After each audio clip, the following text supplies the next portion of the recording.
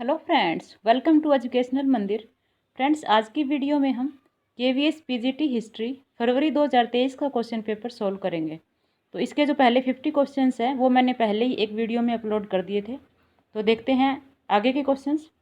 Mongol दादा उलूस के कबीलाई नेता अपने वंश का संबंध किस खाकान से जोड़ते हैं? तो ये अपने वंश का संबंध जो है वह कुबलई से जोड़ते हैं। ऑप्शन 1। नेक्स्ट है,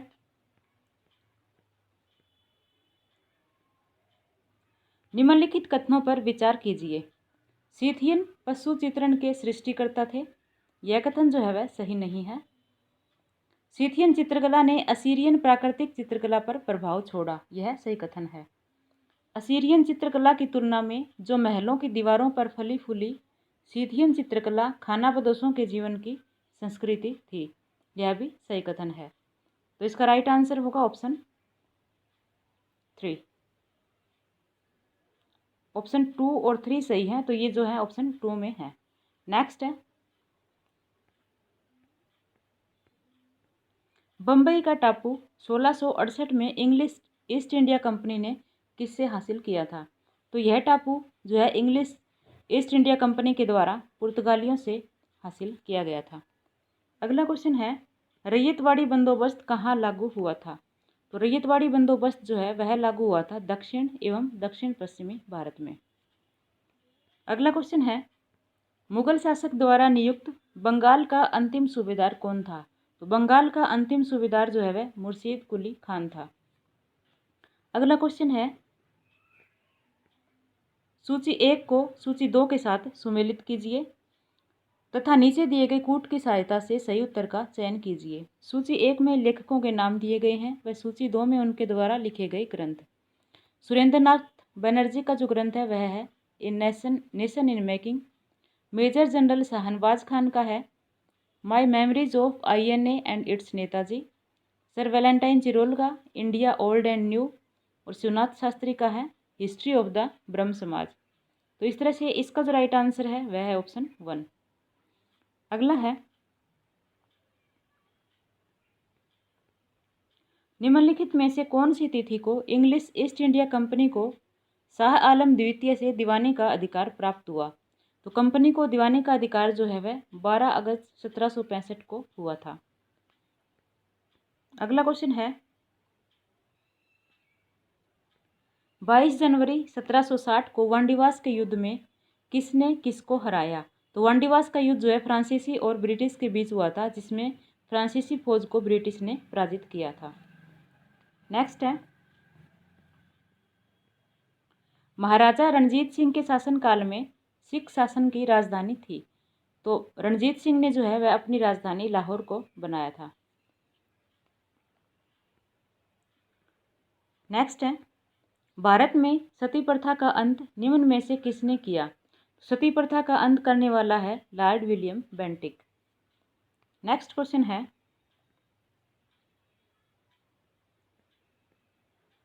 निम्न में से भारत में ठगी को दबाने का श्रेय किसको जाता है? तो ठगी प्रथा का अंत जो है वह कैप्टन सलीमन के द्वारा किया गया था। निम्नलिखित में से किस युद्ध में टीपू सुल्तान को हार व मृत्यु का सामना करना पड़ा? तो टीपू की हार जो है वह चौथे एंग्लो मैसूर युद्ध में हुई थी, जिसमें उनकी मृत्यु भी हुई थी। अगला क्वेश्चन है,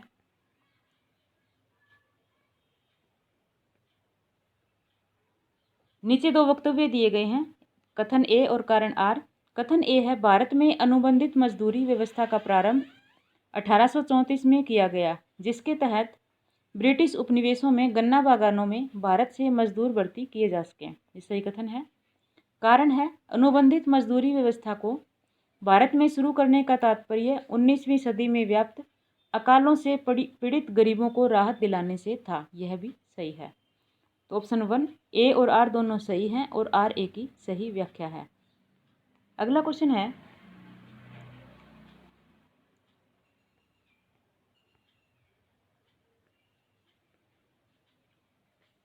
लिस्ट 1 और 2 को जो है मैच करना है। लिस्ट 1 में ऑथर के नेम दिए गए हैं और लिस्ट 2 में उनके वक्त दिए गए हैं। तो रामचंद्र गुहा के द्वारा जो बुक लिखी गई थी वह थी Gandhi before India. Bhikhu Parekh, Gandhi's political philosophy, Margaret Chatterjee, Gandhi's religious thought, और Eric H Erikson, Gandhi's truth. तो इस तरह से ऑप्शन 2 जो है वह इसका राइट आंसर है। नेक्स्ट है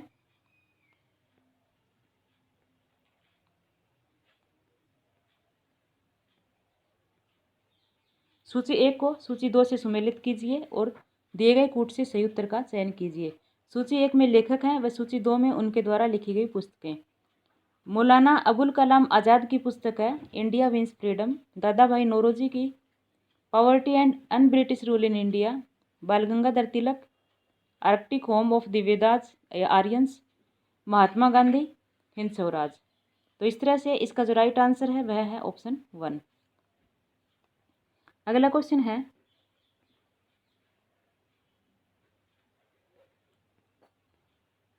निम्नलिखित में से कौन समांतर थे परंतु वैकल्पिक आंदोलन की धाराएं नहीं था। गदर आंदोलन, सविनय अवज्ञा आंदोलन, भारतीय राष्ट्रीय सेना, शाही भारतीय नौसेना विद्रोह। तो इसमें से जो गदर आंदोलन, भारतीय राष्ट्रीय सेना और शाही भारतीय नौसेना विद्रोह जो है ये समांतर थे परंतु वैकल्पिक आंदोलन की धाराएं नहीं थी। तो ये है ऑप्शन 2 में। अगला क्वेश्चन है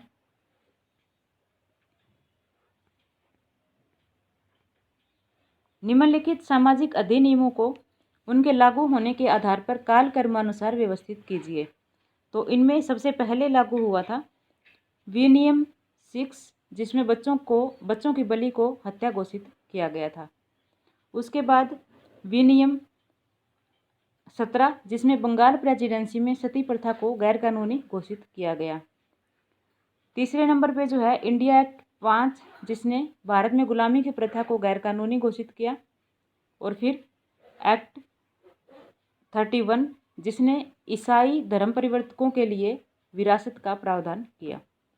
तो इस तरह से ऑप्शन 1 जो है इसका राइट आंसर है। नेक्स्ट है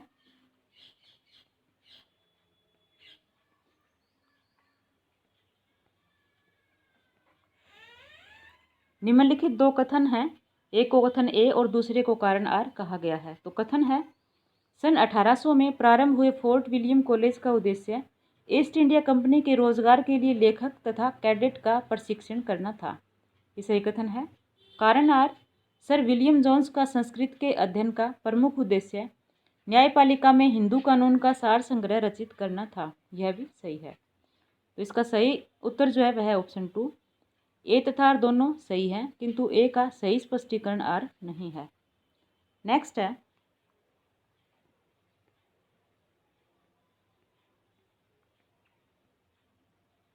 उपनिवेशवाद की आर्थिक आलोचना संबंधित निम्नलिखित में से कौन सा कथन सही है।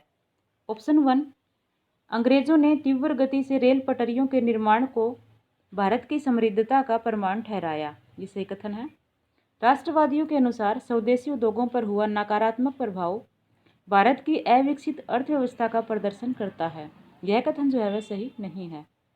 राष्ट्रवादियों ने बल दिया कि यद्यपि व्यय ब्रिटिश साम्राज्य की शासकीय आवश्यकताओं में सहायक था किंतु इसके फलस्वरूप समृद्धि भी आई। तो यह कथन जो है वह सही है। सन 1905 से पहले तक धन निकासी का सिद्धांत भारतीय राष्ट्रीय कांग्रेस की कार्यसूची का हिस्सा नहीं था। यह कथन जो है वह सही नहीं है। तो सही कथन है ऑप्शन 1 और ऑप्शन 3। ऑप्शन 1। नेक्स्ट है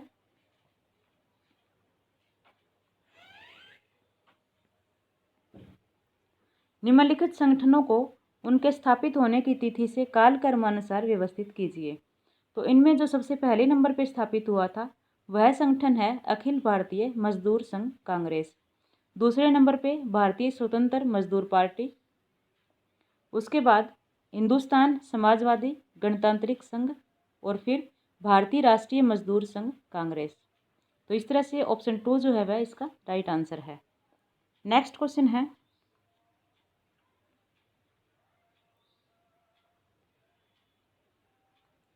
चांग काई शेक की सेनाओं के प्रबल दबाव में माओ जिदोंग ने किस वर्ष में साम्यवादी वाहिनी के लॉन्ग मार्च का नेतृत्व किया। तो यह किया था अक्टूबर 1934 में। नेक्स्ट है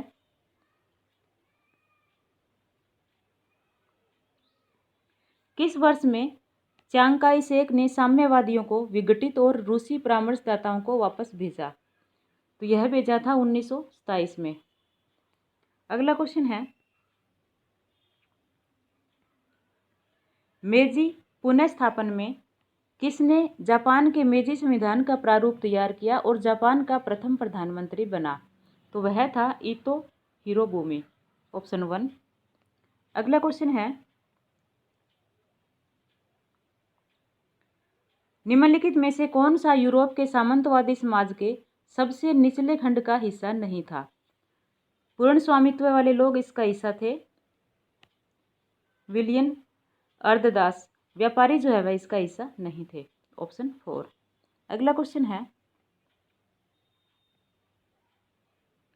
निम्नलिखित में से कौन सा यूरोप में सामंतवाद के पतन का कारण नहीं था?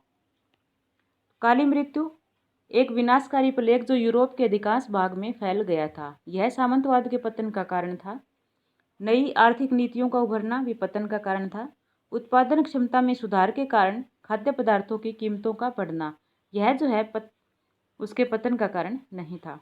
निरंकुश राजतंत्रों का उदय भी कारण था। तो ऑप्शन 3 जो है वह इसका राइट आंसर है। अगला क्वेश्चन है, द्वितीय विश्व युद्ध के दौरान दूसरे राज्यों से कच्चा माल प्राप्त करने के लिए जापान ने किस प्रकार का कार्यक्रम शुरू किया? तो जापान ने जो है वह वृहद ईस्ट एशिया सह समृद्धि क्षेत्र कार्यक्रम शुरू किया था। अगला क्वेश्चन है, निम्नलिखित में से कौन सा कथन सही नहीं है? ऑप्शन 1, जनवरी 1902 में आयोजित एंग्लो जापानी समझौते ने कोरिया पर जापान की सशक्त अभिरुचि को पहचान दी थी, ये सही कथन है। ब्रिटेन का जापान के साथ समझौता मंचूरिया में रूस के विस्तार को रोकने का माध्यम समझा गया, यह भी सही है। बॉक्सर विद्रोह के बाद मंचूरिया पर रूस का कब्जा जापान द्वारा संभावित खतरे के रूप में देखा गया था, यह कथन भी सही है। जापान ने रूस के विरुद्ध आक्रामक होने के लिए रूस के संधिबद्ध देशों जैसे फ्रांस तथा जर्मनी से अनौपचारिक सहायता प्राप्त की थी, तो यह कथन जो है वह सही नहीं है, ऑप्शन 4। अगला क्वेश्चन है, मेजी काल में जापान ने किन दो देशों या कंपनियों के विरुद्ध युद्ध में विजय प्राप्त की थी? तो जापान ने जो है चीन तथा रूस के विरुद्ध युद्ध में विजय प्राप्त की थी। अगला है, निम्नलिखित में से कौन सा कथन पुनर्जागरण काल के विषय में सही नहीं है? पुनर्जागरण काल को आधुनिक यूरोप तथा मध्यकालीन यूरोप को विभाजित करने वाली रेखा के रूप में देखा गया है, यह सही है। पुनर्जागरण काल के विद्वान मध्यकालीन दर्शन के अत्यधिक आलोचक थे, यह भी सही है। पुनर्जागरण काल के बौद्धिक लोगों ने मानवतावाद पर आक्रमण कायम रखा, यह कथन जो है वह सही नहीं है। कार्ल मार्क्स तथा एंजल्स ने पुनर्जागरण की प्रक्रिया को सांस्कृतिक उत्पादन तथा भौतिक उत्पादन के मध्य में संबंध माना, यह भी सही है। तो जो सही नहीं है वह है ऑप्शन 3। अगला क्वेश्चन है,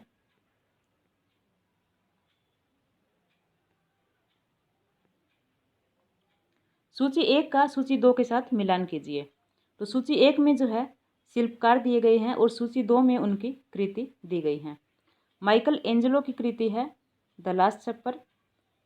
राफेल सेंजियो की जो है सिस्टीन मैडोना।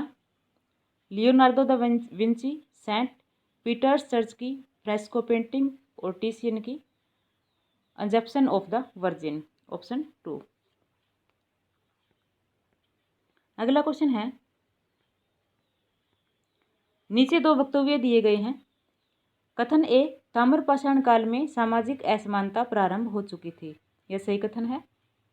कारण आर, यह लोगों की सांस्कृतिक प्रथाओं में दिखाई देता है, यह भी सही है। तो इसका सही उत्तर है वह ऑप्शन 2। ए और आर दोनों सही है, किंतु आर ए की सही व्याख्या नहीं करता। अगला क्वेश्चन है,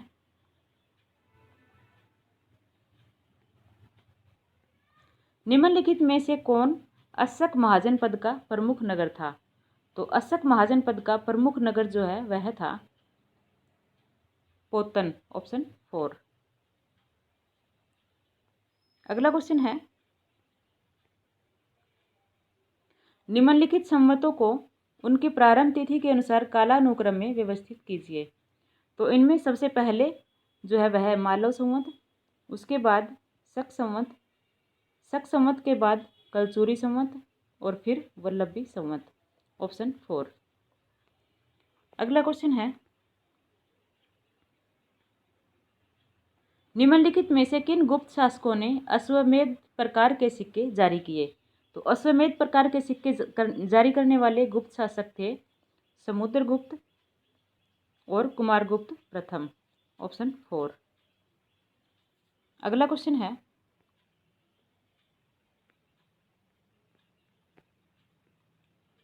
पेलोपोनेशियन युद्ध लड़ा गया था। तो पेलोपोनेशियन युद्ध जो है एथेंस और स्पार्टा के मध्य लड़ा गया था। अगला है, नीचे दिए गए वर्षों में से किस वर्ष तक रोम द्वारा प्रायद्वीपीय इटली की लंबी और दुष्कर जीत संपूर्ण हो चुकी थी? यह हो चुकी थी 266 BCE।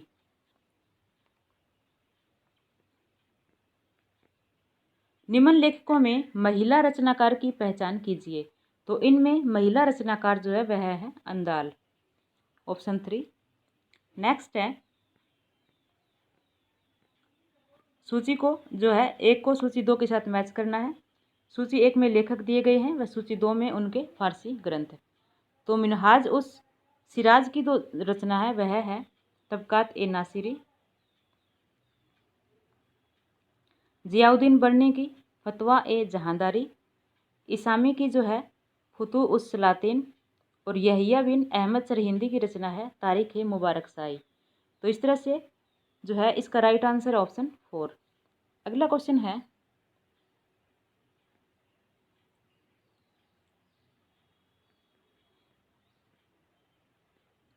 अकबर के शासनकाल में कौन से भूक्षेत्रों का आंकलन पूर्ण दरों पर किया जाता था? पोलज, पड़ौती, चाचर, बंजर। तो पोलज और पड़ौती का किया जाता था। ऑप्शन 1। नेक्स्ट है,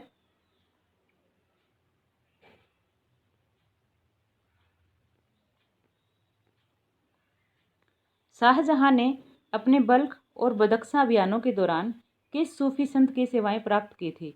तो इस दौरान शाहजहां ने नक्शबंदी सूफी संत की सेवाएं प्राप्त की थी। अगला क्वेश्चन है,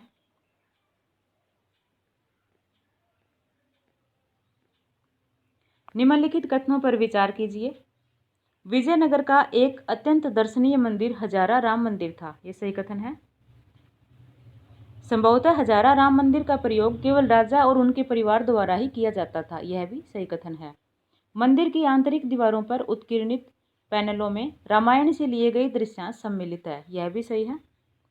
मंदिर परिसरों की एक मुख्य विशेषता रथ गलियां हैं। यह जो है सही नहीं है। तो इसके जो सही ऑप्शन है वे है ऑप्शन 1, ऑप्शन 2 और ऑप्शन 3, जो कि ऑप्शन 1 में है। अगला क्वेश्चन है,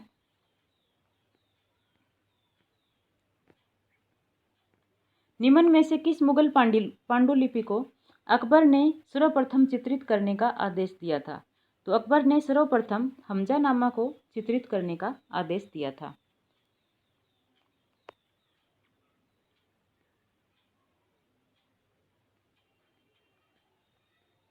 निम्नलिखित में से किस वर्ष में चंगेज खान के नेतृत्व में तुर्की और मंगोल जनजातियों का एकीकरण होकर मंगोल कबीले का निर्माण हुआ था? तो मंगोल कबीले का निर्माण 1205 ईस्वी में हुआ था। अगला है,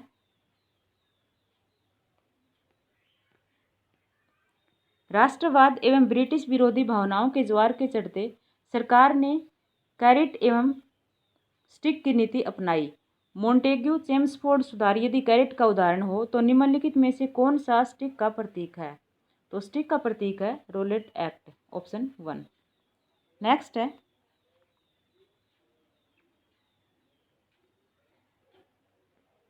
निम्नलिखित में से कौन सा 1857 की क्रांति का कारण नहीं था? अत्यधिक करों के भार ने कृषक समुदाय को ऋणग्रस्त तथा निर्धन बना दिया था। यह एक कारण था। परंपरागत भूसंपत्ति वाले उच्च वर्ग ने अपनी शक्ति एवं विशेष अधिकार खो दिए। यह भी एक कारण था। ईसाई धर्म प्रचारकों ने विद्रोहियों को क्रांति के लिए उकसाया। यह जो है 1857 की क्रांति का कारण नहीं था। लॉर्ड डलहौजी की हड़प नीति यह तो कारण था ही। तो ऑप्शन 3 जो है वह इसका राइट आंसर है। अगला क्वेश्चन है, सर माइकल ओडायर की हत्या के लिए कौन से सिख राष्ट्रभक्त पर ब्रिटिश हुकूमत ने मुकदमा चलाकर फांसी दे दी? सरदार उधम सिंह को, ऑप्शन 3। अगला क्वेश्चन है, 1926 में गठित अखिल भारतीय दलित वर्ग संस्था के पहले निर्वाचित अध्यक्ष कौन थे? तो इसके पहले निर्वाचित अध्यक्ष थे राव बहादुर MC राजा, ऑप्शन 2। अगला क्वेश्चन है, सितंबर 1905 में रूस जापान युद्ध की समाप्ति के बाद कहाँ रूस और जापान के मध्य संधि पर हस्ताक्षर हुए? तो रूस और जापान के मध्य संधि पर हस्ताक्षर जो है वह पोर्ट्समाउथ हुए थे, ऑप्शन 4। नेक्स्ट है,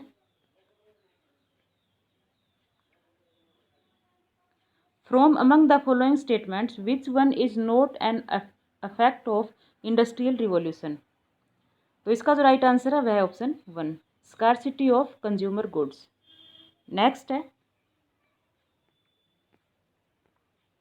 पुनर्जागरण काल के विषय में निम्नलिखित में से कौन सा कथन सही नहीं है? पुनर्जागरण काल एक ग्रामीण वातावरण की उत्पत्ति था, यही जो है वह सही नहीं है। आर्थिक विकास ने इटली के पुनर्जागरण काल की नींव रखी, यह सही है। इटली के शहरों में उपस्थित धन संपदा भी पुनर्जागरण काल के आविर्भाव का एक महत्वपूर्ण कारक था, यह भी सही है। अभिजात वर्ग द्वारा प्रदत्त संरक्षण की पुनर्जागरण काल के उद्गम तथा परिपक्वता में महत्वपूर्ण भूमिका थी, यह भी सही है। तो ऑप्शन 1 जो है वह सही नहीं है। तो इसी के साथ जो है हमारा आज का पेपर कंप्लीट होता है। धन्यवाद।